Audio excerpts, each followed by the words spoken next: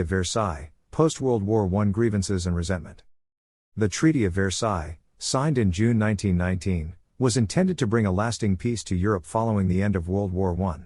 Unfortunately, the treaty was seen as overly punitive by many of the defeated nations, and resentment in Germany towards the victors, particularly France and Britain, began to build. This resentment was further fueled by the economic hardships that the treaty imposed on Germany, such as the $269 billion reparation payments and the limitation of the German military. The treaty also deliberately created a number of new states in Central and Eastern Europe, which were seen as a violation of the principle of self-determination. This further fueled the resentment of the German people, who felt that they had been treated unfairly. This resentment was a major factor in the rise of the Nazi Party, and ultimately in the outbreak of World War II. The rise of the Nazi Party in Germany was a complex process that began in the aftermath of World War I. The Treaty of Versailles, which ended the war, imposed harsh economic and political conditions on Germany, leading to widespread discontent and a search for a new leader. Moreover, poor economic conditions caused by the ripple effects of the Wall Street crash of 1929 meant that many Germans lived in poor conditions. Adolf Hitler, a former soldier and leader of the Nazi Party, was able to capitalize on the dissatisfaction and used his powerful oratory to gain support. He was appointed Chancellor in 1933 and quickly set about consolidating his power. Hitler used a combination of legal and illegal measures to gain control. He passed the Enabling Act of 1933, which gave him the power to make laws without the approval of the Reichstag, and he used the Gestapo, the secret police, to suppress opposition. He also used propaganda to manipulate public opinion and to promote his own ideology. He was able to gain control of the media, the judiciary, and the military, and he used these powers to eliminate his opponents and to create a totalitarian state. Isolationism, how Europe and the US reacted to a resurgent Germany. The policy of appeasement and isolationism adopted by European countries and the United States in the 1930s was a response to the resurgence of Germany. In an effort to avoid another devastating war, the major powers sought to appease Hitler and his demands. This policy of appeasement was based on the belief that if Hitler's demands were met, he would be satisfied and the world would be spared from war. Unfortunately, this policy of appeasement only emboldened Hitler and allowed him to expand his power and influence. The policy of isolationism adopted by the United States was based on the belief that the United States should not become involved in the affairs of other countries. This policy was based on the fear that the United States would be dragged into a war that it was not prepared to fight. Austria and Czechoslovakia, Germany begins its expansion. In 1938, Germany began its expansion with the annexation of Austria. This annexation, also known as the Anschluss, occurred in March 1938, when Nazi Germany annexed Austria into the German Third Reich. The annexation was met with little resistance from Austria, as the majority of the population supported the move. The Anschluss was accomplished through a combination of military threats and diplomatic negotiations. Germany's expansion also extended towards Czechoslovakia in 1938. The Munich Agreement, signed in September 1938, was signed by Germany, France, the United Kingdom, and Italy, and it allowed Germany to annex the Sudetenland, a region of Czechoslovakia with a large ethnic German population. The agreement was intended to prevent a war between Germany and Czechoslovakia, but it ultimately led to the annexation of the entire country. The motivations for the Munich Agreement were primarily driven by the desire to avoid war and appeasement of Hitler by European leaders. Ribbentrop Pact, the non-aggression treaty between Germany and the Soviet Union. The Molotov-Ribbentrop Pact was a non-aggression treaty between Germany and the Soviet Union signed in August 1939. It was a surprise move by the two countries, who had been ideological enemies for decades. The pact was a major factor in the outbreak of World War II, as it allowed Germany to invade Poland without fear of Soviet intervention. It also allowed the Soviets to annex parts of Eastern Europe. The pact was seen as a betrayal by many in the West, who had hoped that the two countries would remain enemies. It was also a major shock to the international community, as it seemed to indicate that the two countries had formed an alliance. Despite this, the pact did not last long, as Germany invaded the Soviet Union in June 1941. The pact had been a major factor in the outbreak of the war, and its consequences would be felt for years to come. The invasion of Poland, Germany launches the Second World War. On September 1, 1939, Germany invaded Poland, launching the Second World War. The invasion was swift and decisive, with the German army advancing rapidly and taking control of the country within a few weeks. The Polish army was no match for the German forces and was quickly overwhelmed. This was the first major military action of the war and marked the beginning of a conflict that would last for 6 years and cause immense destruction and loss of life. The invasion of Poland was a major turning point in the history of the world. It marked the beginning of a conflict that would cause immense suffering and destruction, and ultimately lead to the end of the Nazi regime in Germany. It also marked the start of a new era in global politics, with the two superpowers of the United States and the Soviet Union emerging as the dominant forces in the world. The invasion of Poland was a pivotal moment in the history of the world and would have a lasting impact on global politics. The Phony War, a period of tense inaction on the Western Front.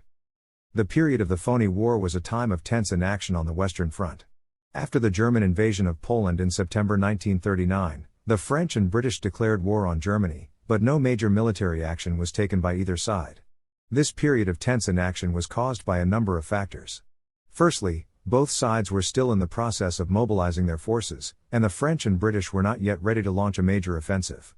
Secondly, both sides were wary of the other's strength and were unwilling to risk a major confrontation. The period of the Phony War was characterized by a number of minor skirmishes and raids, but no major battles. The French and British forces were mainly engaged in defensive operations, while the Germans were content to remain on the defensive and wait for an opportunity to strike. This period of tense inaction was finally broken by the German invasion of France in May 1940. The Phony War had come to an end, and the Second World War had begun in earnest. War: the Soviet Union invades Finland. The Winter War of 1939 to 1940 was a conflict between the Soviet Union and Finland. The Soviet Union had been planning to invade Finland since the 1930s, and in November 1939, they launched their attack. In deciding to do so, they were emboldened by the knowledge that, per the Molotov-Ribbentrop Pact, Germany wouldn't come to Finland's defense. The Finns were unprepared for the invasion and were quickly overwhelmed by the Soviet forces. Despite the Finns' brave resistance, the Soviet Union was able to take control of much of the country. The Soviet Union's invasion of Finland was a major event in the lead-up to World War II. It was a demonstration of the Soviet Union's power and a warning to other countries in the region. Norwegian Campaign, Germany's attempt to secure vital shipping routes. The German invasion of Norway in April 1940 was a strategic move to secure the vital shipping routes between Germany and Sweden. This was a crucial step in the Nazi plan to gain control of the Baltic Sea and the North Atlantic Ocean. The Norwegian campaign was a success for the Germans, as they were able to quickly take control of the country and its resources. However, the campaign also had a significant impact on the Allies, as it forced them to divert resources away from other fronts to counter the German threat. The Norwegian campaign was a major factor in the early stages of the Second World War. It demonstrated the Germans' ability to quickly and effectively take control of a country and its resources. It also highlighted the importance of the shipping routes to the German war effort, as it allowed them to gain access to vital resources from Sweden and other countries. The fall of France, Hitler's successful invasion of Western Europe. The fall of France was a major turning point in the Second World War. In May 1940, Hitler's forces invaded the country, and within weeks, the French government had capitulated. This was a major victory for the Nazis, as it allowed them to gain control of the entire western half of Europe. The French defeat was a result of a combination of factors. Firstly, the French had not adequately prepared for the attack, and their forces were quickly overwhelmed by the German onslaught. Secondly, the French had failed to make use of their strategic advantages, such as the Maginot Line, which could have slowed the German advance. Lastly, the French had not anticipated the effectiveness of the German blitzkrieg tactics, which involved fast-moving panzer tank columns and allowed Germany to quickly take control of the country. Ultimately, the fall of France was a major victory for Hitler, and it allowed him to gain control of the entire western half of Europe. The fascism in Germany was a key factor in the outbreak of World War II. Fascism was a political ideology that sought to create a totalitarian state in which the government had total control over the people. Adolf Hitler was the leader of the Nazi Party and the most influential figure in the rise of fascism in Germany. Hitler was born in Austria in 1889 and moved to Germany at the age of 24. He joined the German Workers' Party in 1919 as a spy for the army and was appointed leader of the Nazi Party in 1921. He quickly gained popularity with his anti-Semitic and nationalist rhetoric, and in 1933 he was appointed Chancellor of Germany. The rise of fascism in Italy in the early 20th century was a major factor in the outbreak of World War II. It was led by Benito Mussolini, a former socialist who had become disillusioned with the parliamentary system. He believed that a strong leader was needed to bring about real change in Italy, and he was determined to be that leader. He organized his own political party, the National Fascist Party, and through it he was able to gain power in Italy. Mussolini's rule was characterized by a strong emphasis on nationalism and militarism. He sought to create a new Italian empire, and he was willing to use force to achieve his goals. He also sought to suppress dissent, and he used the police and military to do so. He was also an admirer of Adolf Hitler, and the two leaders formed an alliance in 1939 with the signing of the Pact of Steel. This alliance was a major factor in the outbreak of World War II, and it was a key factor in the eventual defeat of the Axis powers. The Empire of Japan was a major player in World War II. It had been a regional power since the Meiji Restoration of 1868, annexing Korea and conducting cultural warfare in 1910. In 1931, emboldened by instability at the League of Nations, it invaded Manchuria. This was followed by the Second Sino-Japanese War in 1937, which saw Japan expand its control over much of China. In 1940, Japan signed the Tripartite Pact with Nazi Germany and Fascist Italy, forming the Axis powers. The Japanese military was well-equipped and highly trained, and its navy was one of the most powerful in the world. Japan's expansion in the Pacific was rapid, and by the end of 1941 it had conquered much of the region, including the Philippines, Malaysia, and Indonesia. This expansion was met with strong resistance from the Allied powers, and the war in the Pacific would last until the Japanese surrender in 1945. 1939, the Soviet Union was led by Joseph Stalin and had just completed a period of rapid industrialization and forced collectivization of agriculture. The country had also gone through a series of purges in the 1930s, which decimated its military and political leadership. Despite this, the Soviet Union had a large population and a developing industrial base, which allowed it to build a formidable military force. Going into World War II, the Soviet Union had one of the largest armies in the world, known as the Red Army, with over 4 million men under arms. However, the purges had left the military with a shortage of experienced officers, and the equipment and training of the troops were not on par with other major powers. At the beginning of the war, the Soviet Union signed a non-aggression pact with Germany, but this would change in 1941 when Germany invaded the Soviet Union. The Soviet Union would eventually become a major military power in the war, engaging in some of the largest and bloodiest battles of the war, and suffering by far the greatest number of casualties. The Red Army's battles against the German army on the Eastern Front would prove to be a significant drain on German resources and manpower, ultimately leading to their defeat. The British Empire was a powerful force in the world leading up to World War II. Its vast holdings and influence had been built up over centuries, and it was a major player in the global economy. However, by the time of the war, the British Empire was in decline. Its resources were stretched thin and its military was not as powerful as it had been in the past. Despite its weakened state, Britain was still a major player in World War II. Its navy was a key factor in the Battle of the Atlantic, and its air force played a major role in the Battle of Britain. The British also provided important support to the Allied forces, including supplies and troops. The British Empire may have been in decline, but it was still a formidable force in the war. The United States had been a neutral observer of World War II until the Japanese attack on Pearl Harbor in December 1941. This attack was the catalyst for the United States to join the Allied forces and become a major player in the war. The U.S. had the resources, manpower, and industrial capacity to make a significant impact on the war effort. They quickly began to build up their military forces and provide supplies and equipment to the Allies. The U.S. also provided financial aid to the Allied forces, allowing them to purchase weapons and other resources. This support was critical to the Allied victory and helped to keep the Axis powers in check. The U.S. also provided moral support to the Allied forces, which helped to boost morale and keep the soldiers fighting. The U.S. was a major factor in the Allied victory and helped to turn the tide of the war. The Allied powers during World War II were Winston Churchill, Joseph Stalin, and Franklin Roosevelt. Churchill was the Prime Minister of the United Kingdom. Stalin was the leader of the Soviet Union and Roosevelt was the President of the United States. These three men were the most influential leaders of the Allied forces and their actions and decisions had a major impact on the course of the war. Churchill was a strong advocate of the Allied cause and was determined to defeat Nazi Germany. He was a master of rhetoric and his speeches inspired the British people to fight on. Stalin was a ruthless leader who was determined to expand the Soviet Union's influence in Europe. He was willing to make difficult decisions and was a key figure in the Allied victory. Roosevelt was a skilled negotiator and was able to broker deals between the Allies and their enemies. Together, these three men were the driving force behind the Allied victory in World War II. Players. While the primary Axis powers consisted of Germany, Italy, and Japan, they were later joined by other countries like Hungary, Romania, and Bulgaria. These nations, though not as dominant as the main three Axis powers, were active participants in the conflict. Image with caption: a map showing the Axis powers in World War II, highlighted in blue. It's important to understand that World War II's global scope had multiple theaters of conflict.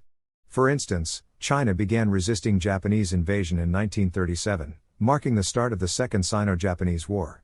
Though World War II hadn't officially started, this conflict would eventually align China with the Allies against the broader Axis threat.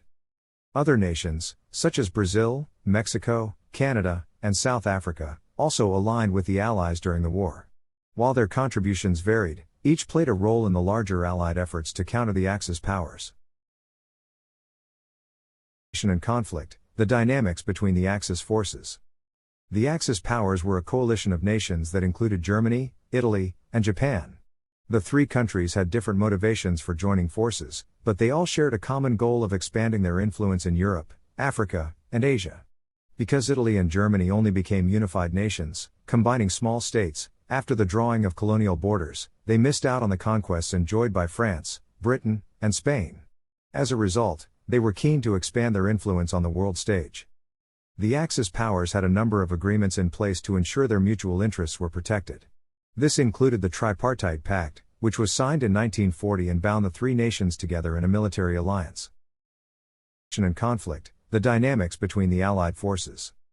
The Allied forces were a powerful coalition of countries that came together to fight against the Axis powers during World War II.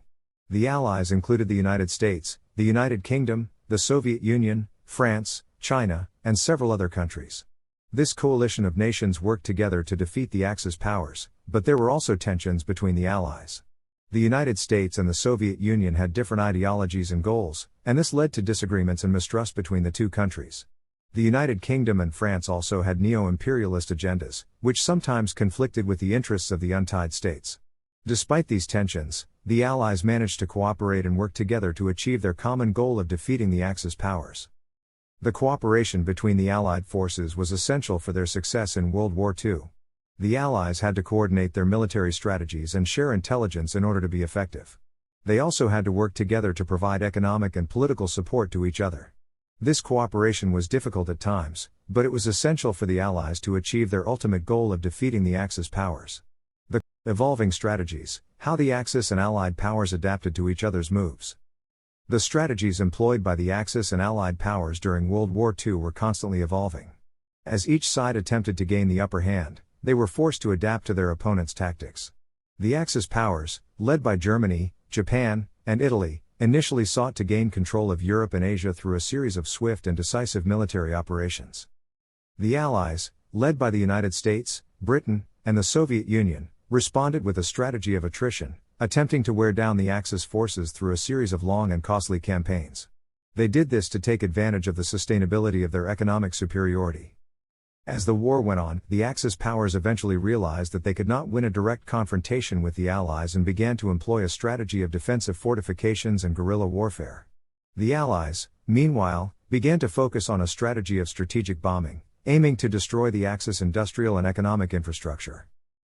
The concept of blitzkrieg, a new approach to warfare. The concept of blitzkrieg, or lightning war, was a new approach to warfare developed by the German military in the 1930s. It was based on the idea of using a combination of speed, surprise, and overwhelming force to achieve victory. The goal was to quickly penetrate enemy lines, disrupt their command and control, and then exploit the resulting chaos. This strategy was used to great effect in the invasion of France in 1940. The blitzkrieg strategy was based on the idea of using mobile forces to quickly penetrate enemy lines and then exploit the resulting chaos.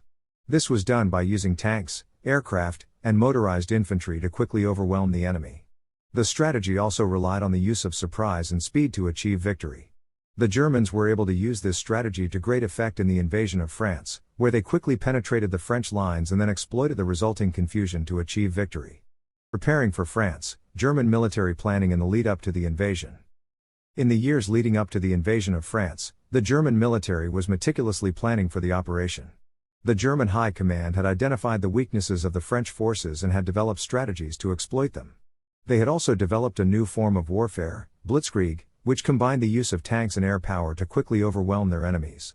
The plan was to use the speed and surprise of blitzkrieg to quickly penetrate the French defenses and capture Paris before the French had time to regroup and counterattack.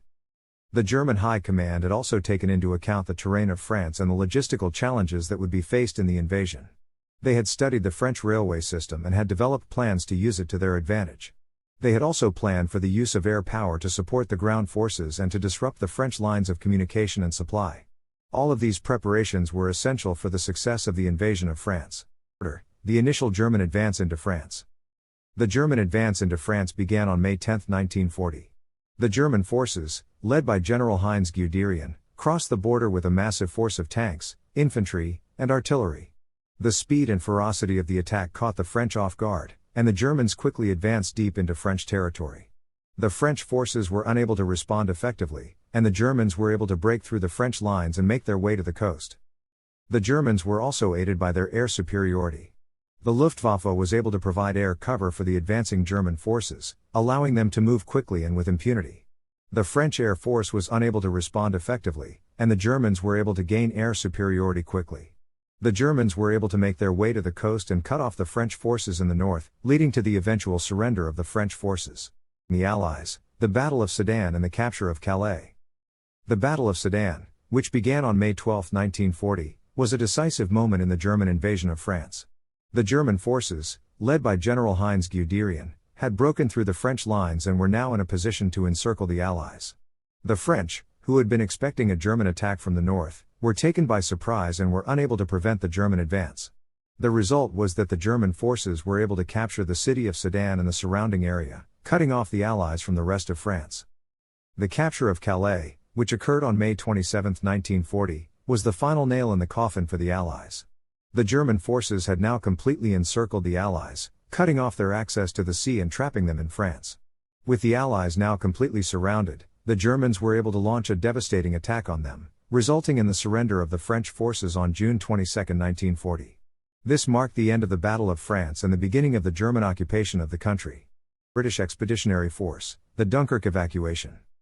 The German army had been successful in trapping the British Expeditionary Force, BEF, in the northern French port of Dunkirk. The BEF was surrounded by the German forces and had no choice but to evacuate the port. In a remarkable feat of organization and logistics, the British managed to evacuate over 338,000 troops in just 9 days. The evacuation was made possible by the Royal Navy, which provided the bulk of the vessels, and by the small ships of the British public, which answered the call for help. The evacuation of Dunkirk was a major setback for the German forces. It was a blow to their confidence and a reminder of their failure to capture the BEF. It was also a reminder of the strength and resilience of the British people, who had managed to save so many of their troops from the German onslaught. The Dunkirk evacuation was a crucial moment in the war and one that would shape the course of the conflict for the rest of the war. Paris, German forces seized the French capital. The German forces had been advancing quickly, and on June 14, 1940, they reached the outskirts of Paris. The French government had already fled the city, and the German army was met with little resistance. The German forces quickly seized control of the city, and the Parisians were left in shock.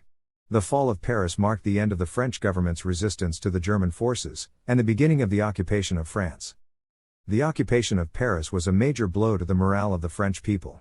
The city had been a symbol of French culture and pride. The occupation of Paris also marked the end of the French government's attempts to resist the German forces. The French people were now subject to the rule of the German occupiers, and the future of France was uncertain. Regime: how a puppet government emerged in France after the fall of Paris.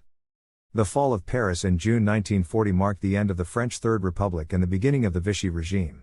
This puppet government was led by Marshal Philippe Pétain, a hero of World War I, who had been appointed Prime Minister of France by President Albert Lebrun. The Vichy regime was a collaborationist government that had been established to administer the parts of France that had been occupied by the Germans. It was a government that was heavily influenced by Nazi Germany and its policies, and it was widely seen as a puppet of the Third Reich. The Vichy regime was a controversial government, as it was seen by many as a betrayal of the French Republic and its ideals. It was a government that was widely seen as illegitimate, and it was met with widespread opposition from the French people. The Vichy regime was eventually overthrown in 1944, when the Allies liberated France from German occupation. However, the legacy of the Vichy regime still lingers in France to this day, and it is a reminder of the dark days of Nazi occupation. Of the fall of France, how the German victory shaped the course of the war. The fall of France to Germany in 1940 had far-reaching consequences for the course of the war. The German victory had a profound impact on the Allied powers and their strategies. It was a major blow to the French, who had been a major player in the war effort, and it was a major boost to Germany's confidence. The German victory also allowed them to expand their control over Europe, and to gain access to resources and materials that were essential to their war effort. The fall of France also had a major impact on the Allies. It was a major setback for the British, who had been counting on the French to help them in their fight against the Germans. It also meant that the Allies had to rethink their strategies and tactics, and to focus more on the air war and the naval war. The fall of France also meant that the Allies had to focus more on the Eastern Front, as the Germans were now in control of much of Europe. This meant that the Allies had to fight a two-front war, and it was a major challenge for them. Resistance and Charles de Gaulle. While France was officially taken by Germany in 1940, many in France were unwilling to accept their new occupiers. The French resistance, also known as the Maquis, was a diverse collection of resistance groups that formed and occupied France during World War II. These groups, which included communists, socialists, and Gaullists, were united in their opposition to the German occupation and their desire to liberate France. They carried out acts of sabotage, intelligence gathering, and guerrilla warfare against the German occupiers. The Free France movement, led by General Charles de Gaulle, was another important aspect of the resistance. Based in London, de Gaulle and his followers worked to rally French forces and civilians to the cause of resistance and to keep the spirit of French nationalism alive. De Gaulle's speeches, broadcast over the BBC, were an important morale boost for the French people and helped to unite them against the occupation. De Gaulle himself would come to play a major role in the French resistance and the liberation of France. He was appointed as the leader of the Free France movement and later as the head of the Provisional Government of the French Republic. The Desert Fox, Erwin Rommel's early successes in North Africa. Erwin Rommel, nicknamed the Desert Fox, was a German field marshal who achieved great success in North Africa during World War II. He was a master tactician, able to outmaneuver his opponents with his swift and daring maneuvers. His early successes in North Africa were due to his innovative tactics and his ability to exploit the terrain. Rommel was able to use the desert's vastness to his advantage, allowing him to outflank and outmaneuver his opponents. He was also able to use the terrain to his advantage, allowing him to surprise his enemies with sudden attacks. Rommel's early successes in North Africa were due in part to his superior leadership skills. He was a master motivator, inspiring his troops to fight with courage and determination. He was also able to make quick decisions, allowing him to take advantage of opportunities that presented themselves. His tactical brilliance and leadership skills allowed him to achieve great success in North Africa, making him one of the most successful commanders of World War II. Response: Bernard Montgomery takes command. The British response to the German offensive in North Africa was to appoint Bernard Montgomery as commander of the 8th Army. Montgomery was an experienced commander who had served in the First World War and had a reputation for being a meticulous planner. He was determined to restore the morale of the British troops and to bring about a successful outcome to the conflict. Montgomery's strategy was to build up the strength of the 8th Army and to use it to outflank Rommel's forces. He was able to do this by making use of air power. His tactics proved successful and the 8th Army was able to gain the upper hand in the battles against Rommel. Ultimately, Montgomery's strategy led to the defeat of the Afrika Korps and the end of the war in North Africa. The Battle of El Alamein, a key victory for the Allies. The Second Battle of El Alamein was a major turning point in the North African campaign of World War II. It was fought between the British and Commonwealth forces, led by Field Marshal Bernard Montgomery, and the Axis forces, commanded by Erwin Rommel. The battle lasted from October 3 to November 11, 1942. The British and Commonwealth forces had been on the defensive for much of the war, but at El Alamein, they were able to turn the tide. Montgomery's forces were able to break through the Axis lines and push them back. This was a major victory for the Allies, as it allowed them to gain control of North Africa and eventually push the Axis forces out of the region. It was a key victory in the war and a major step towards Allied victory. Rommel's retreat, the struggle to evade Montgomery's forces. Erwin Rommel, the German commander of the Afrika Korps, was faced with a difficult task as he attempted to evade the forces of British Field Marshal Bernard Montgomery. Despite Rommel's best efforts, Montgomery's forces were relentless in their pursuit, and Rommel was forced to retreat. Rommel's retreat was a desperate attempt to stay ahead of Montgomery's forces, and it was a difficult and dangerous journey. Rommel was forced to make difficult decisions, such as whether to take the most direct route or to take a more circuitous route in order to avoid detection. Rommel was also forced to make difficult decisions about when to rest and when to press on. Despite the challenges, Rommel was able to successfully evade Montgomery's forces and eventually reached safety. His retreat was a testament to his skill and determination as a commander and shows the importance of strategic retreat in preventing the destruction of a field army. Reinforcements and regrouping, preparing for a second offensive. The war in North Africa was a long and arduous struggle between Erwin Rommel and Bernard Montgomery. Both sides had to prepare for a second offensive, and both sought reinforcements and regrouping. Rommel was able to acquire additional troops from Italy, while Montgomery was able to draw on the resources of the British Empire. Both sides also had to regroup their forces, and Rommel was able to do so in a relatively short time. He was able to reorganize his troops and move them to the front lines quickly. Montgomery, on the other hand, had to take a more methodical approach. This took more time, but it allowed him to be better prepared for the second offensive. A turning point, the Battle of Kasserine Pass. The Battle of Kasserine Pass, fought in February 1943, was a significant engagement between the German and American armies in Tunisia during World War II. The German Afrika Korps, under the command of General Erwin Rommel, launched a surprise attack against the inexperienced American II Corps, led by General Lloyd Fredendall. The Germans quickly broke through the American lines and advanced deep into Allied territory. However, the tide of the battle began to turn as the Allies brought in reinforcements and improved their tactics.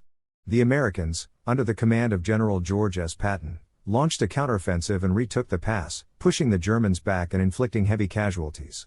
The battle ended in an Allied victory, but at a high cost in both men and equipment. The Battle of Kasserine Pass was a significant defeat for the Germans and a turning point for the American army. It exposed the shortcomings of the American leadership and led to improvements in tactics, training, and equipment. It also demonstrated the importance of strong leadership, effective communication, and coordination among Allied units in the conduct of battle. On Tunisia, the Allies pushed Rommel's forces back. The Allies had been pushing back Rommel's forces in North Africa since the Second Battle of El Alamein in November 1942. By the end of the year, the British Eighth Army had advanced well into Libya and the Americans had landed in Morocco and Algeria. This was the beginning of the end for Rommel's forces in North Africa. The Allies continued to advance, pushing Rommel's forces back into Tunisia. Rommel's forces fought hard, but the Allies had the advantage of superior numbers and air power. By May 1943, Rommel's forces had been pushed back to the Mareth Line, a series of defenses previously constructed by the French in southern Tunisia. Despite Rommel's best efforts, the Allies were slowly closing in on Tunisia and the end of the North African campaign was in sight. The campaign, the surrender of Axis forces in North Africa. The North African campaign was a long and arduous battle between the Axis and Allied forces. After 2 years of fighting, the Axis forces in North Africa were finally defeated by the Allied forces led by British General Bernard Montgomery. On May 12, 1943, Erwin Rommel, the commander of the Axis forces, surrendered to Montgomery. This marked the end of the campaign and the beginning of the Allies' march towards victory. The surrender of the Axis forces in North Africa was a major turning point in the war. It was the first major victory for the Allies, and it opened the way for the invasion of Sicily and Italy. It also weakened the Axis forces in Europe, allowing the Allies to gain a foothold in the continent and eventually win the war. The surrender of the Axis forces in North Africa was a crucial step in the Allies' victory in World War II. Aftermath and implications: how the North Africa campaign impacted the war. The North African campaign had a significant impact on the course of World War II. The Axis forces had been defeated, and the Allies had gained control of the Mediterranean. This allowed them to launch invasions of Sicily and Italy, which eventually led to the surrender of the Axis forces in Italy. The victory in North Africa also enabled the Allies to launch the invasion of Normandy, which ultimately led to the defeat of Nazi Germany.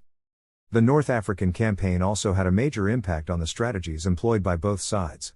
The Allies had learned the importance of combined arms operations and the need for air superiority. The Axis forces, on the other hand, had been forced to abandon their blitzkrieg tactics and adopt a more defensive strategy. This had a major impact on the course of the war, as the Allies were able to make steady progress against the Axis forces. Barbarossa, the invasion of the Soviet Union. On June 22, 1941, Germany launched Operation Barbarossa, the largest invasion in history. The goal of the operation was to conquer the Soviet Union and gain control of its vast resources. The German forces, led by Field Marshal Wilhelm Keitel, were well equipped and well trained. They had superior tanks, aircraft, and artillery, as well as a large number of experienced soldiers. The Soviet Union was ill prepared for the invasion. Its forces were outnumbered and outgunned, and its leaders had failed to anticipate the attack. The Soviet Union was forced to retreat, and the German forces advanced quickly. The fighting was brutal, with both sides suffering heavy losses. The German forces were eventually halted at the gates of Moscow, but the damage had been done. The invasion of the Soviet Union had cost millions of lives and had a devastating impact on the country. Of Leningrad, a city under attack for 872 days.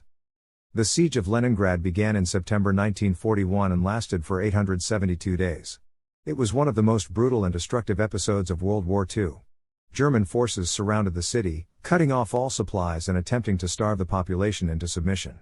The citizens of Leningrad were determined to resist the German onslaught, and their courage and resilience in the face of adversity was remarkable. Despite the harsh winter conditions and the constant bombardment, the people of Leningrad refused to surrender. They held out for 872 days, enduring extreme hardship and suffering. The siege of Leningrad was a major turning point in World War II. It was a symbol of the Soviet Union's determination to resist Nazi aggression, and it demonstrated the power of the human spirit in the face of adversity. The siege of Leningrad was one of the most brutal and destructive episodes of World War II, but it also showed the world the difficulty Nazi Germany would have in exacting a Soviet surrender. The battle that turned the tide. The Battle of Moscow was a pivotal moment in the Eastern Front of World War II. It was the first major defeat for the German forces, and it marked a turning point in the war.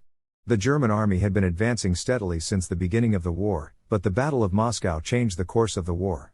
The Soviet Union was able to repel the German forces and prevent them from taking the city. This was a major victory for the Soviets, and it gave them the confidence to continue to fight against the Germans. The Battle of Moscow was a brutal struggle between the two sides. The Germans had superior numbers and equipment, but the Soviets were determined to defend their homeland, with some soldiers fighting without even guns. The fighting was fierce, and both sides suffered heavy casualties. The Germans were eventually forced to retreat, and the Soviets were able to hold the city. This was a major victory for the Soviets, and it was a major setback for the Germans. The Battle of Moscow was a turning point in the war, and it marked the beginning of the end for the German forces on the Eastern Front. Stalingrad. The Battle of Stalingrad was one of the most brutal and costly battles of World War II. It began in August 1942 and lasted until February 1943, when the German forces were finally defeated.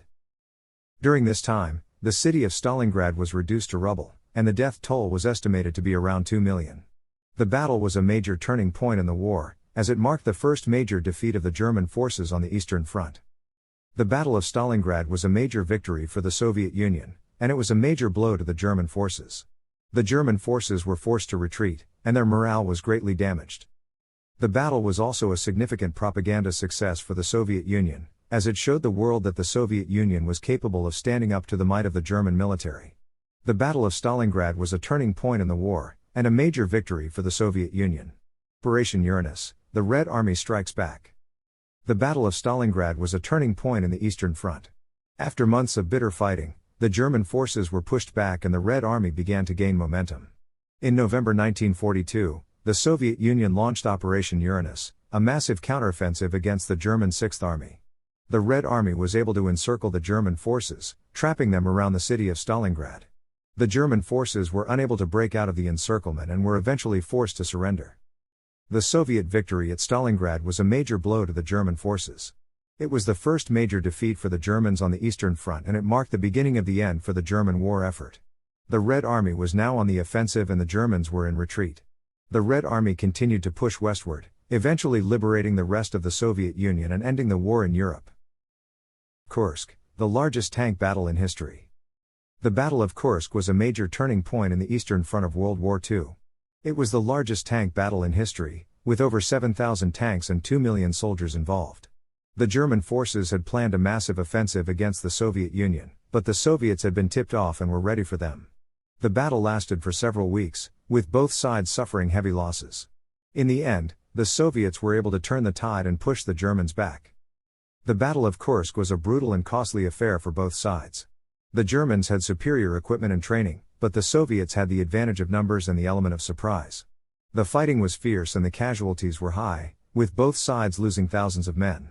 In the end, the Soviets emerged victorious and the German offensive was stopped. The Battle of Kursk was a major turning point in the war, and it marked the beginning of the end for Nazi Germany. For survival, civilians in the crossfire. The Eastern Front was a brutal theater of war, with civilians often caught in the crossfire. The German invasion of the Soviet Union in 1941 saw millions of civilians displaced and subjected to terrible suffering. Many were forced to flee their homes, often with little more than the clothes on their backs. Those who remained were subject to starvation, disease and brutality at the hands of both the German and Soviet forces. Many were also used as slave labor, with women and children particularly vulnerable. The struggle for survival was a desperate one, with civilians often resorting to desperate measures in order to survive. People scavenged for food, often risking their lives in the process. Those who were able to flee the war zone often faced long and arduous journeys, with many perishing along the way. Those who remained were subjected to a life of fear and uncertainty, with no end in sight. In the end, millions of civilians perished in the Eastern Front, a tragic reminder of the devastating consequences of war. Earth. The Eastern Front was a brutal struggle between Germany and the Soviet Union, and the Soviets employed a scorched earth policy to deny resources to the enemy. This policy included the destruction of crops, livestock, and factories, as well as the evacuation of civilians. This was a desperate measure to prevent the Germans from gaining access to vital resources. The Soviet Union implemented this scorched earth policy in their retreats, destroying anything that could be of use to the Germans. This policy was incredibly effective, as it forced the Germans to rely on their own resources and hindered their offensive progress. Fall of Berlin, the end of Nazi Germany's Eastern Front. The fall of Berlin marked the end of Nazi Germany's Eastern Front. The city had been under siege since April 1945, as the Red Army advanced from the east. The Battle of Berlin was one of the most intense and brutal of the entire war. The German forces, led by General Helmut Weidling, put up a fierce resistance but were eventually overwhelmed by the sheer numbers of the Soviet forces. The city was systematically destroyed, with much of the infrastructure and many of the buildings reduced to rubble. The fall of Berlin signaled the end of Nazi Germany's reign of terror in the East, and the beginning of the Soviet Union's domination of the region.